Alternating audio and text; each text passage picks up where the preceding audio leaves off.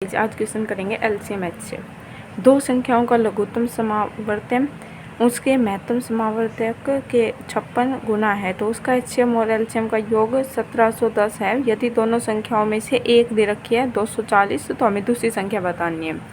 देखो हमारे पास में इसके लिए डायरेक्ट फॉर्मूला होता है, जो भी हमारे पास में एलसीएम होता है multiply by HCF is equal to first term multiply by second term होता है। जो भी हमारे पास एलसीएम दे रखा है वो मल्टीप्लाई कर देंगे एचसीएफ को और फर्स्ट टर्म या फिर सेकंड टर्म, इसमें से कोई भी हमारे पास में तीन चीज़ दे रखी होगी और चौथी हमसे पूछ लेगा। ठीक है, तो या एलसीएम क्या होता है हमारे पास में लीस्ट कॉमन मल्टीपल। ठीक है, और एचसीएफ क्या होता है हाईएस्ट कॉमन फैक्टर। जो भी हमारे पास में टर्म दे रखे हैं उसमें जो हाईएस्ट टर्म कॉमन आ रहा है तो वो एचसीएफ होता है। एलसीएम क्या होता है हमारे पास में हर किसी का लीस्ट कॉमन मल्टीपल लेना होता है। ठीक है, तो ये हमारे पास में दे रखा है एलसीएम और एचसीएफ का अनुपात दे रखा है। जो एलसीएम है वो एचसीएफ का 56 गुना है, ये बोल रखा है। ठीक है, तो मान लेते हैं जो एचसीएफ है वो 1 है तो ये इसका 56 गुना कितना हो जाएगा 56 हो जाएगा। और इन दोनों का योग कितना दे रखा है क्वेश्चन के अकॉर्डिंग 1710 दे रखा है और हमारे अकॉर्डिंग कितना आएगा 57। तो हमें बताना है कि ये एक टर्म हमारे पास में 240 दे दी, दूसरी टर्म बतानी है। तो यहाँ से हमारे पास में इनका अनुपात दे रखा है, ये हमारे पास में ये एग्जैक्ट डिजिट आ जाएगी। तो ये आ गई हमारे पास में 30। तो एलसीएम एचसीएफ कितना होगा 30 और फिर मल्टीप्लाई करना है एलसीएम से। एलसीएम क्या होगा हमारे पास में 56 मल्टीप्लाई बाई 30, इससे मल्टीप्लाई करेंगे क्योंकि ये हमारे पास में ये 30 ऐसी रकम है जो इन दोनों को कट करके रेशियो बनाया गया है। ठीक है, तो अपॉन में आ जाएगा हमारे पास में, अपॉन में लिख लो इज इक्वल टू लिख लो 240 फर्स्ट टर्म और मल्टीप्लाई बाय सेकंड टर्म हमें जो निकालनी है। तो ये कट के हमारे पास में आ जाएगा second term is equal to आ जाएगा 210 हमारा राइट आंसर। या फिर आप डायरेक्ट ऑप्शन से भी देख सकते हो, हमारे पास में एचसीएफ क्या आ गया 30 आ गया ना, तो जो भी नंबर होगा हमारे पास में 30 का मल्टीपल होगा। तो ऑप्शन नंबर डी है हमारे पास में 30 का मल्टीपल है, ये राइट आंसर हो जाएगा। क्वेश्चन 2, 6 घंटियाँ जो कि क्रम से 3, 4, 6, 7, 8 और 12 सेकंड के अंतराल पर बजती है और एक साथ बजना शुरू होती है, कितने सेकंड के बाद वे फिर से एक साथ बजेगी। देखो हमारे पास में ऐसे कोई भी दे रखा हो, घंटियाँ दे रखा हो या फिर रेसिंग वगैरह की क्वेश्चन हो, इन सब के अंदर हमें लेना होता है इनका एलसीएम। ठीक है, तो हम इनका एलसीएम लेंगे 3, 4, 6, 7, 8 और 12 का। तो ये एलसीएम आएगा हमारे पास में 168, मतलब 168 सेकंड के बाद में ये हमारे पास में दोबारा घंटियाँ बजेगी। ठीक है, तो हमारा राइट आंसर हो जाएगा, यही पूछा था। क्वेश्चन 3, ए और बी ऐसे दो अभाज्य संख्याएं हैं कि ए है वो ग्रेटर देन है किससे बी से, तो उनका एलसीएम दे रखा है 209। तो हमें ए स्क्वायर माइनस बी का मान बताना है, ए स्क्वायर माइनस बी का मान बताना है। बोल रखा है जो ए हमारे पास में दो अभाज्य संख्या है मतलब प्राइम नंबर है, और दो प्राइम नंबर का एलसीएम हमेशा क्या होता है, दो प्राइम नंबर का हमारे पास में एलसीएम क्या होता है, जैसे कि 3 और 7 ये दोनों क्या है प्राइम नंबर है, तो इन दोनों का एलसीएम लीस्ट कॉमन मल्टीपल होता है।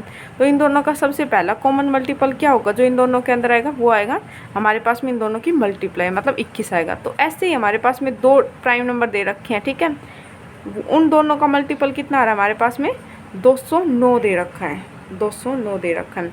तो हम फाइंड आउट कर सकते हैं किन दो डिजिट से ये मिलके बना है 209। तो क्या जाएगा हमारे पास में 11 मल्टीप्लाई बाई 11 एकम 11, 11 निम 99, मतलब एक 11 है नंबर और एक है 19, तो दो डिजिट के मल्टीप्लाई से होने से आया है। तो हमें बताना है कि ए स्क्वायर माइनस बी की वैल्यू बतानी है, और जो ए है वो बड़ा है बी से। तो ये हमारे पास में बड़ी वाली डिजिट क्या आ जाएगी ए आ जाएगी और छोटी वाली क्या आ जाएगी बी आ जाएगी। तो एक का स्क्वायर हमारे पास में कितना आएगा 19 का स्क्वायर 361 माइनस करेंगे इसमें से 11, तो ये हमारे पास में हो जाएगा 350 हमारा right answer. Question 4, 13 A B C 4 अलग अलग संख्याएं हैं और संख्याओं के प्रत्येक जोड़े 13 1 और 12 बी 13 बी और 13 सी का में से हमारे पास में 13 है, जहाँ ए बी सी प्रत्येक है वो 60 से कम है, तो ए है वो छोटा है किससे बी है, बी से, बी है वो छोटा है सी से। तो हमें बताना है ए प्लस सी अपॉन बी का मान बताना है। मतलब बोल रखा है कि इनका एचसीएफ है वो कितना है 13 दे रखा है, और वो जो भी डिजिट दे रखे हैं हमारे पास में ए बी सी ये सारे 13 के ही मल्टीपल है, लेकिन 13 के वो मल्टीपल है जो 60 से कम है। तो ये क्या क्या हो सकता है इसकी जगह पे वैल्यू 13, एक की जगह पे हम ले सकते हैं 13 और दूसरे की जगह 26, 39 और ये 52। ये हमारे पास में ये डिजिट हो, देखिए मैं तो 3 लेनी है तो ये डिजिट हो जाएगी और अगर हम 26 से शुरू करें तो हमारे पास में क्या हो जाएगा, फर्स्ट डिजिट 26, 39 और 52। कोई सी भी ले सकते हैं क्योंकि ये हमारे पास में 60 से कम है। ऐसा बोल नहीं रखा कि 13 से स्टार्ट हो रहा है, 26 से स्टार्ट हो रहा है, तो किसी से भी कर लो, आंसर हमेशा सेम आएगा। तो इसके अंदर बोल रखा है A + C, मान लेते हैं फर्स्ट वाला है, तो A + C हमारे पास में कितना होगा, 52 हो जाएगा। 52 बटे हमें करना है B मतलब 26, तो 26 दूनी 52, 2 आंसर आएगा यहाँ से, और यहाँ से करेंगे तो भी हमारे पास में आंसर 2 ही आएगा, तो हमारा 2 हो जाएगा राइट आंसर। क्वेश्चन नेक्स्ट, 3 संख्याएं 3, 8, 15 के अनुपात में है तो उनका लघुत्तम समावर्तक 8280 है, तो उनका महत्तम समावर्तक क्या होगा। देखो 3 संख्याएं दे रखी है जो 3, 8, 15 के अनुपात में है, उनका एलसीएम दे रखा है 8280 दे रखा है, ठीक है। तो उनका एचसीएफ बताना है। एचसीएफ क्या होता है, जो हमारे पास में हाईएस्ट कॉमन फैक्टर होता है वो, और हमने अभी सीखा LCM multiply by HCF = first term minus multiply by second term, ठीक है। तो यहाँ पे जो भी हमारे पास में डिजिट्स दे रखे हैं इन सब का हमें क्या लेना है, एलसीएम लेना है। तो इन सब का एलसीएम हमारे पास में कितना आएगा, 3 के अंदर 15 आ जाएगा और ये आ जाएगा हमारे पास में 15 8 120, तो इनका एलसीएम कितना आ गया, 120 आ गया। और क्वेश्चन के अकॉर्डिंग ये कितना दे रखा है, ये दे रखा है 8280, 8280 की वैल्यू हमारे पास में कितनी आई है, 120 आई है। तो हमें एचसीएफ बताना है, जो भी इनसे कट जाएगा, 12 एकम 12, 12 छिक 72, 12 निम में 108, तो ये हमारे पास में एचसीएफ कितना आएगा, 69 होगा हमारा राइट आंसर। मतलब वो हाईएस्ट कॉमन फैक्टर होगा इनके, जो हमने इनमें से कट करके जो अनुपात बनाया वो 69 होगा, ठीक है। तो बी ऑप्शन राइट ऑप्शन होगा। उसके बाद में नेक्स्ट क्वेश्चन, संख्या 1026, 2268 और 2430 का महत्तम समावर्तक बताना, मतलब एचसीएफ बताना है, ठीक है। तो हमारे पास में देखो एचसीएफ लेने का, एक तो हम अलग अलग इन सबको डिवाइड करें तब आएगा, मतलब एलसीएम की तरह करते हैं फिर कॉमन निकालते हैं, या फिर एक हमारे पास में ये रूल है कि इन सब का जो भी इनमें से सबसे छोटी डिजिट दिख रही है, मतलब जिस 2 डिजिट के बीच में सबसे कम डिफरेंस लिख रहा है वो डिफरेंस लेंगे। तो यहाँ पे दे रखा है हमारे पास में 2430 और यहाँ पे दे रखा है 2268, तो इन दोनों के बीच का डिफरेंस कितना आ जाएगा हमारे पास में, 162 आएगा। तो मतलब जो भी हमारे पास में एचसीएफ होएगा वो 162 होएगा या फिर 162 का कोई मल्टीपल होएगा, ठीक है। तो यहाँ पे हम देख लेते हैं दूसरे वाले डिजिट्स के बीच में किस का डिफरेंस है। यहाँ पर लेते हैं 2268 माइनस 1026 को, तो यहाँ पे हमारे पास में डिफरेंस आता है 1242 का। तो यहाँ पे जो भी डिजिट होगी, देखो उनका ये 9 से जा रहा है और ये वाला भी 9 से जा रहा है, मतलब 9 से जाने वाली डिजिट तो होगी। तो ऑप्शन के अंदर हमारे पास में ऑप्शन नंबर ए 108 9 से जा रहा है, मतलब तीनों ही डिजिट हमारे पास में 9 से जा रही है। तो ये देखना है, ये 62 है, 162 है, ये 81 का मल्टीपल है, 54 का मल्टीपल है और 27 का मल्टीपल है। ये 1242 देखना है, ये किस किस का मल्टीपल है। ये हमारे पास में 27 का भी है, लेकिन इसका 54 का है और 81 का भी है। अब थर्ड वाली डिजिट देखते हैं, तो यहाँ पे आएगा हमारे पास में 2430 माइनस 1026। तो थर्ड वाली डिजिट में देखेंगे तो वो ओनली 54 का मल्टीपल आएगा, 27 का भी आएगा लेकिन 54 का भी, तो हमें हाईएस्ट लेना है, तो ये हमारे पास में 54 हो जाएगा राइट आंसर। Next question,